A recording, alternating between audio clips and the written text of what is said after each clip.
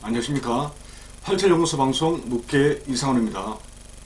자, 오늘은 골다공증약 부작용과 골다공증에 좋은 운동을 중심으로 말씀을 드리도록 하겠습니다. 갱년기에 접어들었을 때 여성분들이 특히 걱정되는 질환이 있죠. 바로 골다공증입니다. 많은 분들이 골다공증을 예방하고 치료하기 위해서 골다공증 약과 음식을 섭취합니다. 약과 음식이 물론 도움이 되고 필요합니다. 하지만 이것만으로는 부족하겠죠. 치료효과를 크게 높이기 위해서는 반드시 골다공증에 좋은 운동을 함께 실천해야 합니다. 골다공증에 좋다는 영양제와 음식을 아무리 많이 먹어도 적절한 운동을 병행하지 않으면 한계가 있기 마련입니다. 근력운동으로 뒷받침해야 신진대사를 촉진하고 뼈에 자극을 주어 골밀도를 높일 수 있습니다. 먼저 골다공증 약이란 어떤 것인지, 그리고 약에만 의존하면 어떤 부작용이 생기는지부터 알아보겠습니다. 갱년기가 되면 뼈를 만드는 기능이 약해지는 반면 뼈를 파괴하는 기능은 강해지면서 골다공증이 발생합니다.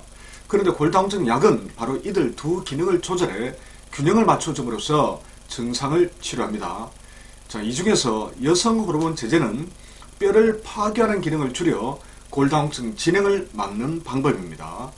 여성 호르몬인 에스트로겐은 뼈 파괴를 촉진하는 사이토카인이란 물질을 억제하는 역할을 하기 때문입니다. 그런데 문제는 이 여성 호르몬 분비를 촉진하는 골다공증 약은 자궁계통의 암을 유발하고 정맥혈전증을 악화시켜주는 부작용 위험이 있습니다. 자, 최근에는 뼈에만 작용하여 골다공증 부작용을 대폭 줄인 비스포스포테이트란 약물이 많이 쓰입니다. 그런데 이 약 역시 점막 손상을 유발할 수 있습니다. 흡수가 잘 되도록 하기 위해 주로 식전에 복용하는데 식도와 위상의 점막을 자극해 위염이나 역류성 식도염을 일으킬 수 있기 때문입니다. 때로는 이 턱뼈 괴사 등을 초래하기도 합니다. 이처럼 골다공증 약은 증상이 심할 때는 골밀도가 악화되지 않도록 반드시 섭취해야 합니다. 하지만 늘 부작용 위험이 있기에 적정 함량을 반드시 지켜야 합니다. 또한 복용 시에는 장 점막이 손상되지 않도록 물을 조금 많이 섭취하는 것이 좋습니다. 자, 골다공증을 예방하기 위해서는 첫째, 뼈를 이루는 핵심 영양소인 칼슘, 철분, 마그네슘, 엽산 등이 부족해지지 않도록 해야 합니다. 갱년기 전에는 이들 영양소가 많이 함유된 음식물을 충분히 섭취해주면 됩니다. 만약 갱년기가 되어 골다공증이 발병했다면 위 성분이 많이 함유된 음식과 함께 골다공증 영양제를 복용해주는 것이 도움이 됩니다. 혹시라도 골다공증을 유발하는 우유를 먹고 증상이 생겼다면 대두가 원 재료인 된장국을 자주 섭취하시면 보완할 수 있습니다.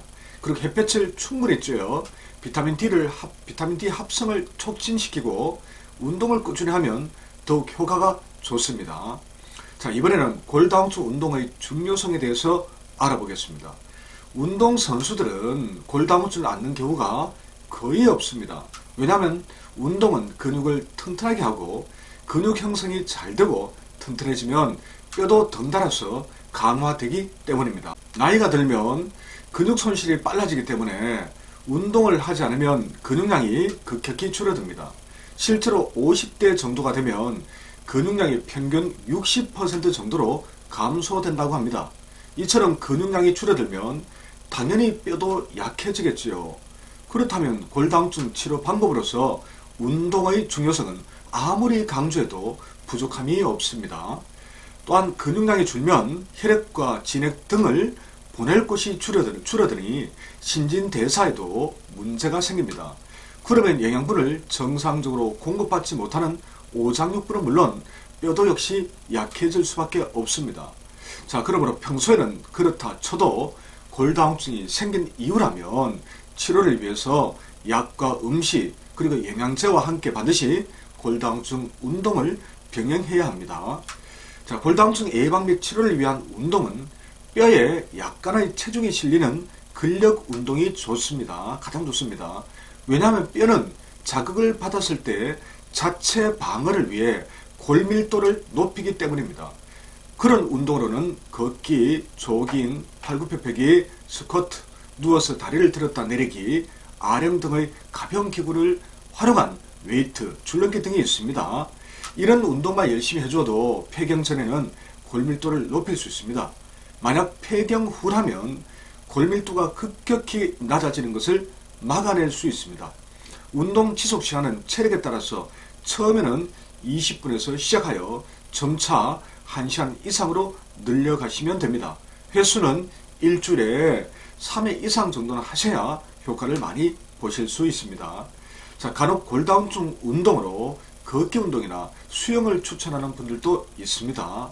그런데 이 걷기나 수영은 중년 이후에 관절에 무리를 주지 않고 안전하게 할 수 있는 매우 좋은 운동입니다. 하지만 골다공증 치료 운동으로는 다소 부족합니다. 뼈에 자극을 주기는 어렵기 때문이죠. 자, 다시 말하지만 골다공증의 효과를 보기 위해서는 골다공증 약, 영양제, 음식과 함께 뼈를 자극할 수 있는 근력 운동을 함께 해줘야 합니다. 그리고 운동하는 시간을 정해 규칙적으로 하셔야겠죠. 혹시라도 골다공증 운동을 하다가 중단해버리면 골밀도 생성작용이 곧바로 중단되기 때문에 효과가 떨어집니다. 그래서 지속적인 운동이 역시 매우 중요합니다. 자, 지금까지 연속해서 방송한 골다공증에 관한 3편의 방송이 아무쪼록 관련 질병을 앓고 있는 분들에게 약간의 도움이라도 되었으면 좋겠습니다. 다음 방송에서도 여러분들께 도움이 되는 내용을 준비해서 다시 찾아뵙도록 하겠습니다.